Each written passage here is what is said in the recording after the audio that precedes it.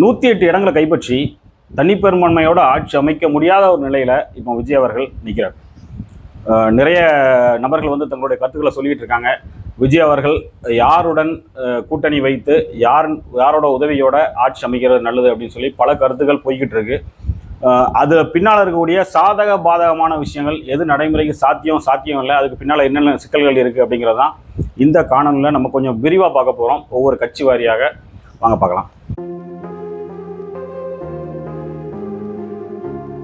இப்போ விஜய் அவர்கள் பெற்றிருக்கக்கூடிய 108 இடங்கள், இதில் விஜய் அவர்கள் 2 இடத்துல போட்டிட்டு ஜெயிச்சிருக்காரு. அதில் ஒரு இடத்த அவர் ராஜினாமா பண்ணி ஆகணும். பண்ணும்போது 107 ஆயிரம். மறுபடியும் அதுக்கு இடைத்தேர்தல் வைத்து இன்னொரு சீட்டை கொண்டு வரதுக்கான காலகட்டம் அதிகமாக இருக்கும். அப்போ இப்போ நம்ம வந்து 108 அப்படிங்கிற மாதிரி கவுண்ட் பண்ண முடியாது. 107 இடங்கள் விஜய் அவர்கள் கையில் இருக்குது. இது போக இன்னும் 11 இடங்கள் கிடைத்தால் அவர் வந்து ஆட்சி அமைக்கலாம். இப்போ 11 இடங்கள் யார் கொடுக்க போகிறாங்க அப்படிங்கிறத நம்ம ஒவ்வொரு கட்சி வாரியாக முதல்ல இருந்து பார்க்கணும். இந்த 118 வச்சுக்கிட்டு அவர் ஆட்சி அமைக்கிறது பாதுகாப்பானதா இல்லையா அப்படிங்கிறத நம்ம இந்த வீடியோட கடைசியில் பேசுவோம். முதல்ல எதெல்லாம் சாத்தியங்கிறத முதல்ல பார்ப்போம். இப்போ அவர் தேவைப்படக்கூடிய அந்த 11 இடங்கள், இதில் முதல் ப்ரிஃபரன்ஸ் வந்து எல்லாரும் சொல்கிறது என்னென்னா, அதிமுக கூட விஜய் அவர்கள் கூட்டணி வைக்கணும், பாஜகவை வந்து அதிமுக கழட்டி விட்டுட்டு விஜய் கூட சேர்ந்து ஆட்சி அமைக்க தயாராகணும் அப்படின்னு சொல்கிறாங்க. இது சாத்தியமா அப்படிங்கிறது தான் முதல் கேள்வி.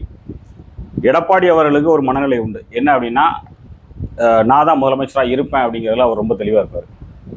அவர் 20 சீட்டை கையில் வச்சிருந்தாலுமே எனக்கு முதலமைச்சரை கொடுத்தா நான் வருவேன் அப்படிங்கிற மாதிரி ஒரு ஈகோ கிளாஷில் அவர் இருப்பார். நான் ஒரு முதுபெரும் அரசியல்வாதி, நான் ஒரு பெரிய கிங் மேக்கர், நான் எப்படி வந்து இன்னொரு புதிதாக அரசியலுக்கு வந்த ஒரு நபரை வந்து தலைமை ஏற்று அவரை முதலமைச்சராக்கி நான் அவர் கீழே பணி செய்ய முடியும் அப்படிங்கிற ஒரு ஈகோவில் அவர் நிற்பார். அது தமிழக மக்கள் எல்லாருக்குமே தெரிஞ்ச ஒரு விஷயம்.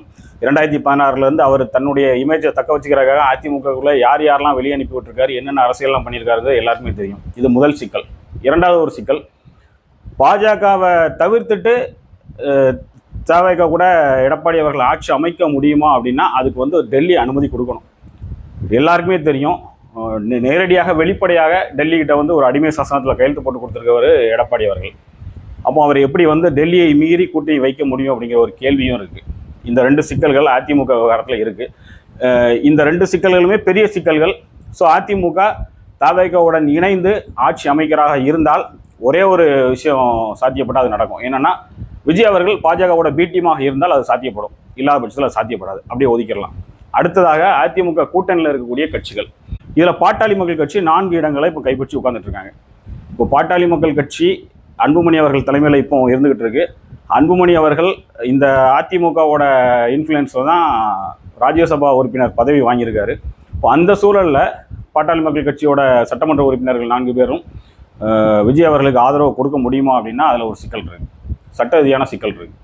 இப்போ அன்புமணி அவர்கள் தன்னுடைய அந்த ராஜ்யசபா எம்பி பதவியை இழக்கிறதுக்கு தயாராக இருக்கணும். ஒருவேளை அன்புமணி அவர்கள் ராஜ்யசபா எம்பியாகவே இருந்துக்கிட்டு தவிகவுக்கு ஆதரவு கொடுக்குறதுக்கு முன் வந்தால் கூட விஜய் அவர்கள் பாஜகவோட பிடிமாக இருந்தால் மட்டும் தான் அது சாத்தியப்படும். இது போக தேமுதிக, பாஜக, அமமுக 3மே தலா ஒவ்வொரு சீட்டுகளை கையில் வச்சுருக்காங்க. இப்போ இந்த பாமகவோட 4 சீட்டு, இவங்களோட 3 சீட்டு சேர்த்தாலுமே 7 தான் வருது. அது விஜய் அவர்களுக்கு போதுமான சீட்டாக இல்லை. இது சேர்த்தாலுமே 114 தான் வரும். 107 + 7 114 தான் வரும். இன்னும் 4 சீட்டுகள் வந்து 4 எம்எல்ஏக்கள் இப்போ விஜய் அவர்களுக்கு தேவையுடையதாக இருக்குது. இதில் இன்னொரு விஷயம் என்னென்னா, தேமுதிகவும் விஜய் அவர்களோட வரதில் சிக்கல் இருக்குது. ஏன்னா சதீஷ் அவர்கள் அதிமுகவோட தயவில் தான் ராஜ்யசபா உறுப்பினராக இருக்கார். அங்கேயும் ஒரு செக் இருக்குது. சரி, அப்போ அதிமுக கூட்டணி கூட உள்ளே போகிறதுக்கு தயாராக இல்லை. அப்படியே ஒதுக்கி வச்சுட்டு திமுக கூட்டணிக்கு வருவோம். திமுக விஜய் அவர்கள் கூட கூட்டணிக்கு வராது. ஏன்னா தீய சக்தி திமுகன்னு தான் அதை வீழ்த்தினதே விஜய் அவர்கள். இப்போ திமுக கூட்டணியில் இருக்கக்கூடிய பிற கட்சிகள், இதில் காங்கிரஸ் 5 சீட்டு வச்சுருக்கிறாங்க. சிபிஐ 2, சிபிஐஎம் 2, இந்தியன் யூனியன் முஸ்லீம் லீக் 2, விசிக 2. இப்போ இந்த 4 நபர்களும் விஜய் அவர்களுடன் கூட்டணிக்கு வருவதற்கான சாத்தியக்கூறுகள் கொஞ்சம் இருக்குது. அதில் எந்த சட்ட சிக்கலும் பிரச்சனையும் இல்லை. ஏன் அப்படின்னா, கம்யூனிஸ்டுகள், விசிக, காங்கிரஸ் எல்லாருமே வந்து பிஜேபியை வந்து பலவந்தமாக எதிர்க்கக்கூடிய ஒரு நபர்கள், சனாதன சக்திகளை வந்து முழுமையாக எதிர்க்கக்கூடிய ஒரு நபர்கள். அதன் அடிப்படையில் விஜய் அவர்கள் பிஜேபியோட பி டீமா இல்லைங்கிற மாதிரி தெரிஞ்சு அப்படின்னா இவர்கள் எல்லாரும் வந்து ஆதரவு கொடுக்கறதுக்கு தயாராக தான் இருப்பாங்க. இப்போ இவங்ககிட்ட டோட்டலாக 13 சீட்டு இருக்குது. இப்போ 107 + 13 அப்படின்னா 120. இப்போ ஒருவேளை இவங்க 13 சீட்டையும் ஆதரவாக கொடுத்துட்டாங்க, 120 சீட்டுகளோட விஜய் அவர்கள் ஆட்சி அமைக்கிறார் முதலமைச்சராகன்னு வச்சுக்கோங்க. ஒரு மாதம் கழித்து ஒரு நம்பிக்கையில்லா தீர்மானத்தை அரசின் மீது கொண்டு வர்றாங்க அப்படின்னா விஜய் கட்சிக்குள்ள நிறைய பாஜக ஸ்லீப்பர் செல்ஸ் உள்ள இருக்காங்க. உங்களுக்கு தெரியும், அந்த வேட்பாளர் பட்டியல் அறிவிக்கப்பட்ட முந்தைய தினங்களில் அந்த பட்டியலுக்குள்ள உள்ள சொருகப்பட்ட நபர்கள் நிறைய பேர் இருக்காங்க. விஜய் அவர்கள் பிஜேபியோட பி டீம் இல்லை அப்படின்னு அடிச்சு சொல்ல முடியாத ஒரு சூழல் எந்த இடத்துல நிற்குது அப்படின்னா அந்த வேட்பாளர் பட்டியல் அறிவிக்கப்பட்டதில் தான். சம்மந்தமே இல்லாமல் நிறைய பேர் உள்ள போயிருந்தாங்க. அவர்கள் RSS பிஜேபி பின்புலத்தில் உள்ளவங்களாக இருந்தாங்க, அவங்களோட இன்ஃப்ளூயன்சர்ஸாக இருந்தாங்க. அதுதான் விஜய் அவர்கள் மேலே பிஜேபியோட பி டீமாக இவர் இருப்பாரோங்கிற சந்தேகத்தை இப்போ வரைக்கும் மக்கள்கிட்ட உருவாக்கி தக்க வச்சுக்கிட்டு இருக்கு. அப்போ இந்த 120 நபர்களோட அவர் ஆட்சி அமைச்சார் அப்படின்னா ஒரு மாதம் கழிச்சு நம்பிக்கையில்லா தீர்மானம் வந்துச்சு அப்படின்னா அந்த நம்பிக்கையில்லா தீர்மானத்தில் இப்போ இவருடைய ஸ்லீப்பர் செல்ஸ் யாராவது தாவைக்குள்ள இருந்து அவங்க காலை வாரி விட்டாங்கன்னா ஆட்சிக்கு வந்துடும்.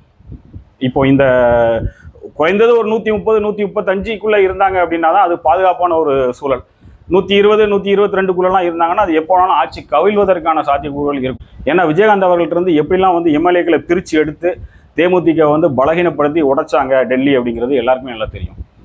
அந்த ஸ்ட்ராட்டஜியை அந்த அட்டாக்கை தாவக மேலே பண்ண முடியாது அப்படிங்கிறதுலாம் ஒரு பெரிய இது கிடையாது. அதை ரொம்ப எளிமையாக அதை பண்ணிட்டு போயிட்டே இருப்பாங்க டெல்லி லாபி. இப்போ ஒரு இடியாப்ப சிக்கலுக்குள்ள தமிழ்நாடு நிற்குது. இதை ஒட்டுமொத்தமாக கூட்டி கழிச்சு பார்த்தோம் அப்படின்னா திமுக இதுக்கு ஆல்டர்னேட்டாக இன்னொரு ஆப்ஷன் இருக்குது. திமுகவும் அதிமுகவும் சேர்ந்து ஆட்சி அமைக்கலாம். அதிமுகவும் சேர்ந்து ஆட்சி அமைக்கிறதுல என்ன சிக்கல் வந்துடும் அப்படின்னா திமுக அதிமுக கூட சமரசம் ஆச்சுன்னா அதிமுக கூட்டணியில் உள்ளவங்க அப்படியே ஏற்றுக்குவாங்க, ஒரு பிரச்சனை இல்லை. ஆனால் திமுக கூட்டணியில் இருக்கக்கூடிய விசிகாவோ கம்யூனிஸ்டுகளோ காங்கிரஸோ இந்தியன் யூனியன் முஸ்லீம் லீக்கோ இதை ஏற்றுக்க மாட்டாங்க. அவங்க சனாதத்துக்கு எதிராக நிற்பாங்க. அப்போ அப்படியும் ஆட்சி அமைக்கக்கூடிய சூழல் இல்லை. ஓவராலாக பார்த்தோம் அப்படின்னா தமிழ்நாட்டில் இப்போ ஆட்சி அமைவதே அப்படிங்கிறது ஒரு சிக்கலான ஒரு விஷயம்தான். தாவைக்கால இருந்து ஒரு 20 பேரை பிரித்து கூட்டு திமுகவை ஒன்று சேர்த்து இந்த 20 நபர்களுடைய இப்போ அதிமுகவில் இருக்கிற ஓட் பேங்க் அப்படியே இருக்கும். டோட்டலாக திமுகவில் கூட்டணியில் இருக்கக்கூடிய யாரும் ஆதரவு கொடுக்க மாட்டாங்க. அதிமுகவும் திமுகவும் ஒன்றாக இணைந்தால் அப்படி ஒரு சூழலில் தாவைக்கால இருந்து ஒரு 10-15 ஸ்லீப்பர் செல்லில் பிரித்து கொண்டு போய் அந்த 2 பேருக்கும் ஆதரவு கொடுக்குற ஒரு சூழ்நிலையை டெல்லியோ அமித்ஷா அவர்களோ உருவாக்கினார் அப்படின்னா அப்படி ஒரு கூட்டணிக்குள்ள ஆட்சி அமைவதற்கான வாய்ப்புகள் இருக்குது. வேறு எந்த வகையிலும் தமிழ்நாட்டில் இப்போ ஆட்சி அமைவதற்கான சாத்தியக்கூறுகளே இல்லை. இப்போ செங்கோட்டையன் அவர்கள் ஒரு சைடில் மூவ் பண்ணுறாரு. அதிமுகவில் இருக்கக்கூடிய தன் நலம் விரும்பிகள், தன் மீது நம்பிக்கை கொண்டவர்களை இங்கே இழுத்து அவர்கள் மூலமாக விஜய் அவர்களை பலப்படுத்தணும் அப்படின்னு முயற்சி பண்ணுறாரு. இது எனக்கு தெரிஞ்ச வரைக்கும் சாத்தியம் சுத்தமாக கிடையாது. அப்போ எந்த வகையிலும் தமிழ்நாட்டில் இப்போ ஆட்சி அமைவதற்கான சாத்தியக்கூறுகள் இல்லை. முழுக்க இதில் விஜய் அவர்களுடைய முடிவு, அந்த விஜய் அவர்களுடைய முடிவில் தற்காலிக ஆட்சி கொஞ்ச நாள் அமைக்கலாம். ஆனால் எப்படியானாலும் ஒரு 6 மாதங்களில் மறுபடியும் தேர்தல் வரக்கான 6 மாதம் இல்லை 2 மாதத்துலேயே வரக்கான சாத்தியக்கூறுகள் கூட இருக்கும். ஒருவேளை அமித்ஷா அவருடைய லாபி வெற்றி பெற்று அவர் நான் சொன்ன மாதிரி திமுக அதிமுக ஒன்றா சேர்த்து தாவைக்கால சில பேரை பிரித்து கொண்டு போய் அங்கே வச்சு ஆட்சி அமைத்தால் அது டபுள் இன்ஜின் சர்க்கார் மாதிரி 2016 21 வரைக்கும் ஓடிச்சு இல்லையா, 5 வருஷம், அந்த மாதிரியான ஆட்சியை அவர் வெற்றிகரமாக நடத்தி முடிக்க முடியும். ஏன்னா பவர் எங்கே இருக்குது, உண்மையான பவர் எங்கே இருக்குன்னா டெல்லியில் தான் இருக்குது. அப்படி நடத்தி முடிக்க முடியும். ஸோ இதுதான் சிக்கல். 90% தமிழ்நாட்டில் இப்போ ஆட்சி அமைவதற்கான சாத்தியக்கூறுகள் இல்லை. 10% 5% தாவைக்கு ஆட்சி அமைக்க வாய்ப்பு இருக்குது. அந்த ஆட்சி நிலைத்திருக்கிறதுக்கு வாய்ப்பு இல்லை. பாக்கி இருக்கக்கூடிய 5% திமுகவும் அதிமுகவும் இணைந்து ஆட்சி அமைத்து அமித்ஷா அவர்களுடைய ஆட்சி தமிழ்நாட்டில் நடக்கும். அதுக்கு நீண்ட காலமாக அது நடக்க வாய்ப்பு இருக்குது. இந்த 3 ஆப்ஷன் தான். இந்த 3 ஆப்ஷன் தாண்டி தமிழ்நாடு அரசியலில் இப்போ வேறு எந்த நிலையும் இல்லை. இப்போ ஆக்கப்பூர்வமான விஷயம் என்ன அப்படின்னா இப்போ திருமாவளவன் அவர்களுக்கோ வேல்முருகன் அவர்களுக்கோ கம்யூனிஸ்டுகளுக்கோ ஒரு ஈகோ இருந்துச்சு. விஜய் அவர்கள் புதுசாக வந்திருக்க ஆளு, அதுவும் திரைக்கவர்ச்சியை வச்சு வந்திருக்க ஆளு, இவர் பின்னால் நம்ம போகிறது நம்மளுடைய அரசியல் ஸ்டேட்டஸுக்கு என்ன ஆகிறது அப்படிங்கிற ஒரு ஈகோ இருந்துச்சு. ஆனால் இவர்கள் எல்லாம் ஜனநாயகவாதிகள். ஒரு உண்மையை ஏற்றுக்கணும், மக்கள் யாருக்கு ஆதரவு கொடுக்குறாங்களோ அதுதான் ஜனநாயகத்தில் யதார்த்தம். அப்போ மக்களுடைய ஆதரவு விஜய் அவர்களுக்கு இருக்குது அப்படிங்கிறது இப்போ இந்த வேல்முருகன் அவர்களுக்கோ திருமாவளவன் அவர்களுக்கோ கம்யூனிஸ்டுகளுக்கோ புரிஞ்சிருக்கும். இந்த யதார்த்தத்தை ஏற்றுக்கொண்டு இப்போ ஆட்சி அமையாத ஒரு சூழலை நோக்கி இது நகரும் பட்சத்தில் மீண்டும் தேர்தல் வரும்போது தவேகாவுடன் இவங்க எல்லாம் கூட்டணி வைத்து நின்றார்கள் அப்படின்னா அடுத்த தேர்தலில் திமுக அதிமுக 5-10 சீட்டுகளை வாங்குறது கஷ்டம் அப்படிங்கிற சூழல் நோக்கி போயிடும். வேற யாருமே வேண்டாம். தவேகா கூட காங்கிரஸ், கம்யூனிஸ்டுகள், விடுதலை சிறுத்தைகள், வேல்முருகன் அவர்கள், இந்த 4 பேர் இணைந்தாலே போதும். 5-10 சீட்டுகளை கூட அடுத்த தேர்தலில் திமுகவும் அதிமுகவும் தனித்தனியாக வாங்க முடியாத சூழல் நோக்கி போயிடும். தமிழ்நாட்டுக்கு ஒரு பெரிய மாற்றம் உருவாயிரும். விஜய் அவர்கள் நல்லவரா கெட்டவராங்கிறது 2வது விஷயம். அவர் மறுபடியும் அவர் இந்த திமுக அதிமுக பண்ண அதே தவறே ஊழல், இயற்கை வள கொள்ளை, கனிம வள கொள்ளை இதே இவங்க பண்ணாலுமே குறைந்தபட்சம் இந்த கம்யூனிஸ்டுகள், வேல்முருகன், திருமாவளவன் இவர்கள்லாம் உள்ளே இருந்து அவர்கள் ஒரு பக்கம் தப்பு பண்ணட்டும், விஜய் இவங்க இன்னொரு பக்கம் இருந்து நல்லது பண்ணுறதுக்கு இவங்களுடைய கொள்கைகளை சித்தாந்தங்களை உள்ள பரவலாக விரிவுபடுத்துறதுக்கான சாத்தியக்கூறுகள் இருக்கும். அடுத்த ஸ்டேஜ் அதுதான். இந்த ஒரு வாரம் இந்த இழுபறில் போகும் எப்படி ஆனோம். ஆட்சி அமைப்பதற்கான சாத்தியக்கூறல் இல்லை. ஆட்சி அமைந்தாலும் அது நிலைத்து நிற்காதுங்கிற சூழல் தான் இருக்குது. அதனால் அடுத்த கட்டத்துக்கு இவங்கெல்லாம் தயாராகிக்கிறது தான் நல்லது.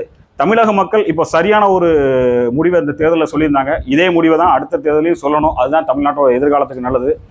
அடுத்த பரபரப்புக்கு தயாராக இருப்போம்.